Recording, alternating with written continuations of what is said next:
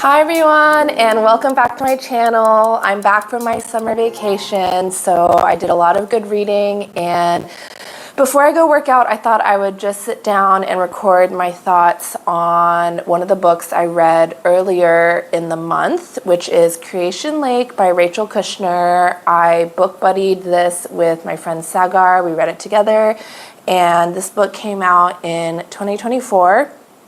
It's first-person narrative following this spy who has been hired by a private client to do some spying, and then later her mission kind of evolves into something more serious, and she's in the countryside in France, and you really kind of get this internal dialogue as she's working through her mission and kind of reflecting on her past experiences and also what she needs to accomplish. This book is kind of long and the prose is a little bit windy.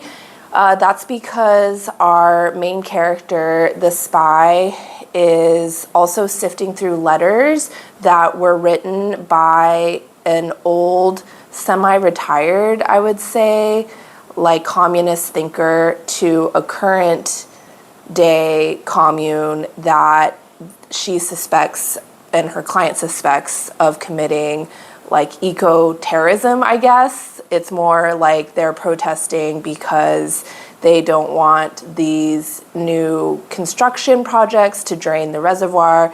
And in general, they have these like Marxist communist ideals that are also tied to the environment. So there are these lengthy like letters that she's sifting through where this guy named Bruno is writing to the commune about all of his theories. He talks a lot about Neanderthals and how they're unfairly maligned and actually were quite cutting edge and innovative, even though they are the Homo erectus that did not survive evolution.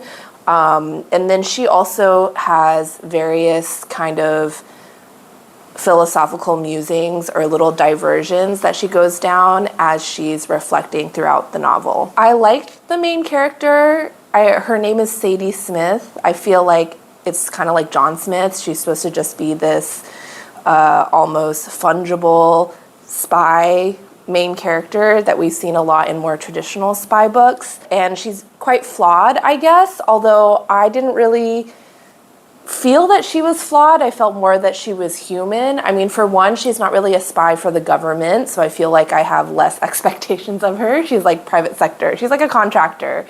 And two, her flaws are like she drinks, she gets drunk, she like has sex with people that she probably shouldn't because she's like trying to be embedded.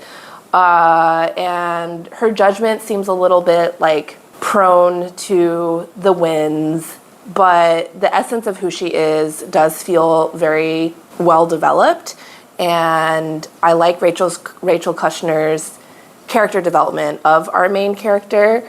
I also really liked the main character's side musings, and I wrote a lot of them down. These to me were a little bit more interesting or valuable than, say, the plot or what was actually happening in the book. She talks about film bros. She talks about film, she talks about addiction, beauty, and how her looks are very plain, but they're beautiful enough for her to be able to slip in and out of situations. She talks about fluency. I thought this line on fluency was really interesting. She said, "Fluency is about how well you understand the language and how well you're able to speak it.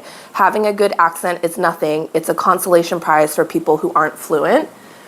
Which is interesting because I've always really prioritized fluency over vocabulary when I've been learning languages. Like, I feel successful when I'm able to sound fluent and not have people be startled by my accent. I also really liked her almost evangelical like rants. I don't know, she feels like she's trying to convert us on like the importance of sleep. A lot of these kind of goes through the vehicle of Bruno, who is this older man that they're corresponding with, but she also has some really interesting passages on charisma. For example, charisma does not originate inside the person called charismatic. It comes from the need of others to believe that special people exist, which I think is really interesting. She also has like a long passage on stealing and how important doing like little shoplifting is to like sharpen your senses, because she shoplifts in one of the scenes in the book. So throughout, there's a lot of like really interesting musings that are peppered throughout that I thought were worth writing down and that I still think about today, even though I read this book quite a while ago. But in terms of the action unfolding and what it all builds up to, I'm not really sure. Like, if anyone has read this, I would love to know your thoughts. There are like some lofty themes about how these groups, even though they try to rail against existing systems like patriarchy or inequality, they often end up replicating them within their own groups. So this commune this commune does have the lingering effects of patriarchy. Like, you can't really ever escape. And she does kind of pick at those hypocrisies. But then when I finished the book, because I was like pretty confused, I mean, I did enjoy the experience of reading it, and it's the kind of book that I'm still thinking about today, which I feel like is a mark of a good book. But some of the critiques that I read online, or some of the analysis, which I don't normally read that stuff before filming my videos, but it was interesting because one article was saying what Rachel Kushner was trying to do was have the central character of a spy with all his flaws, but present her as a woman. And maybe the audience judges this protagonist harshly because she has these flaws, but they're actually the norm for like the James Bond characters or the other characters. Like, for example, I did read Little Drummer Girl, which to me is a classic spy novel, and there's a lot of flawed characters in that book, but she was maybe trying to like subvert that trope or show that actually we have a very high tolerance in accepting flaws in these central heroes and spies in spy novels. But I never really saw this protagonist as that flawed to begin with. She's pretty messy, but I just thought that was like part of her characterization. I didn't really think like, oh, she's bad at her job, she's a bad spy. But that's like an interesting thing to think about. If any of my friends like Jayesh have read more spy novels, I would love to know if that's something that kind of resonates in terms of Rachel's project in writing this book. But for me, it feels like a little bit of a stretch. I think she just kind of wanted to create this intriguing world where a lot of different characters and character tropes interact, especially in this world of modern day activism and modern day socialism in the French context. And her protagonist, Sadie, is really interesting. Like, I think she's really cool. And I feel like insofar as we rarely get female main characters that are on spy missions and doing all of this subterfuge, that was refreshing. But I'm not exactly sure what it all built up to, and it is pretty long. So if you're looking for something that kind of will make you think and make you consider things in a different light, which I always am, then I do recommend it. But if you're looking for like a tight murder mystery or a tight spy thriller or novel, this is not really it. At the end, like a bunch of events occur and unfold, but it's not even like the plot points are really the driving force of this book. I would say it's really more of a contemplative book with long passages that contemplate various topics. And so at the end, when the business is wrapped up, she just moves on to her next mission. I thought maybe there was a kernel of something around exploration of her own identity. And there is one part where she has a dream about being responsible for a child, but not having birthed a child herself.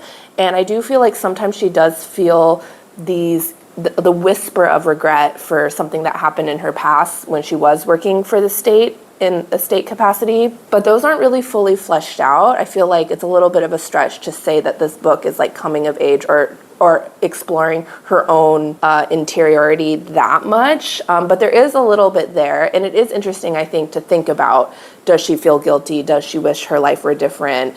And kind of what she's trying to achieve. By the end, she really is just trying to make a lot of money. When the mission gets more and more serious, she asks for a lot more pay. So you can tell that she is kind of that like almost one-dimensional spy character who's like pulled into these different intrigues, but at the end of the day is just like getting paid to do his or her job. So those are my thoughts on Creation Lake. I really liked the first part of the book that was less about the spying and more about Bruno's kind of ranting about how Neanderthals as a failed species, there's actually a lot we can learn from them.